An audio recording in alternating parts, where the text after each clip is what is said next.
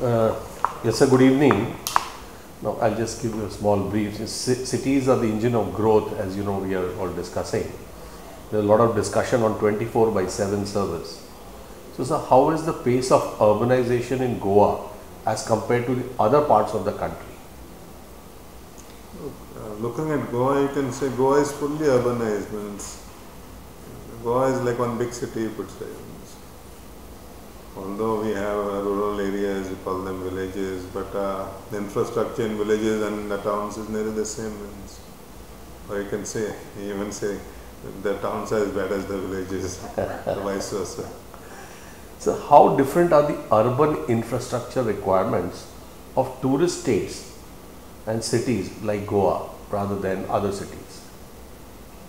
You see, the tourists expect quite high standards of cleanliness, good roads, good power supply, good water supply. These are the basic, good sewage and good sanitation. If these things are in place, I feel the tourists are more comfortable.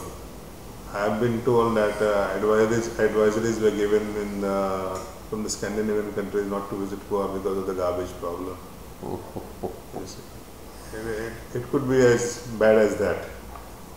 Of course, there are always advisories in foreign countries not to visit India for various other reasons. Once it was the plague fear, sometimes it is malaria, sometimes it is something else. And sir, Goa is a state with lots of heritage and lots of history. So how is the pace of urbanization being kept and yet a balance being structured with the heritage? You see, Goa is basically a coastal state. The urbanization or the settlement area is on the coastal areas. A very, very small coastline of 105 kilometers. So the population density is mostly on the coastal belt. The interior is less populated, and then the reserve forest area comes into the picture, which is about 40% of the total area of the state. So what are the major initiatives in the urban development sector being initiated by Government of Goa? You see, the main, what we call the special purpose vehicle for development is the Goa State Urban Development Agency, which is taking up the bigger projects of development. There is a central scheme of urban renewal mission under the JRNO, which is a centrally sponsored scheme, where a small component of it is sponsored by the state government. Then Goa State Urban Development Agency tries to take up the major projects. Of course, PWD is another partner in development. It takes up the sewage treatment plants, the sewage systems is taken care of by the Sewage Corporation, the Sewage Corporation of Goa.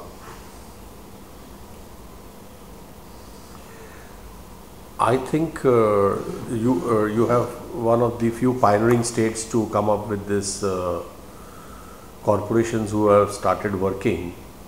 Can you throw some light on the sewage corporation, sir? Sewage Corporation is receiving its funding from JICA. It is Japanese government. Soft loan is given to the state government for the tune of about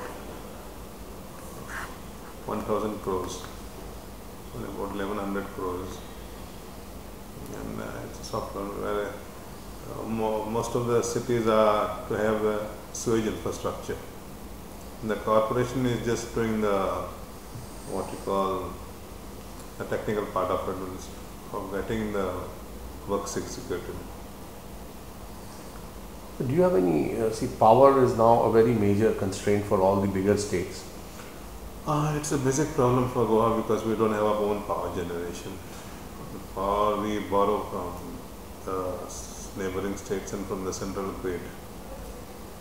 And as long as we are not power sufficient we'll always have a problem. Industry is quite a problem. Even the tourism industry is affected by it. Do you have any plans to use renewable energy for Goa for power generation? At the moment, we are getting a gas pipeline to Goa from Karnataka. And if we get a sufficient supply of gas, I feel we could have power generation included in that gas project.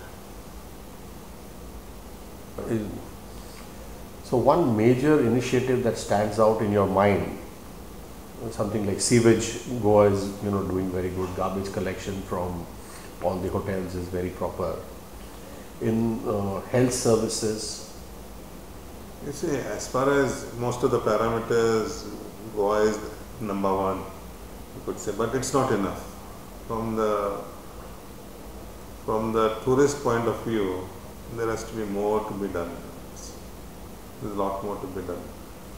We require better garbage collection, better sewage system, better sanitation, better roads, better clean beaches. Means even a small piece of paper will create a problem. It has to be still higher standards, means matching the international standards. what is your thinking? When will Indian cities be able to call themselves smart cities with a 24/7 service? You see, except the metros, I don't feel the smaller cities will work 24/7.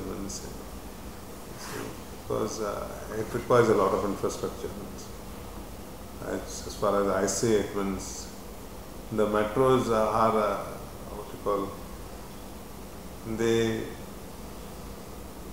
move by themselves. You don't have to make them move. Whereas we in Goa say we still close shops at 8 o'clock in the night.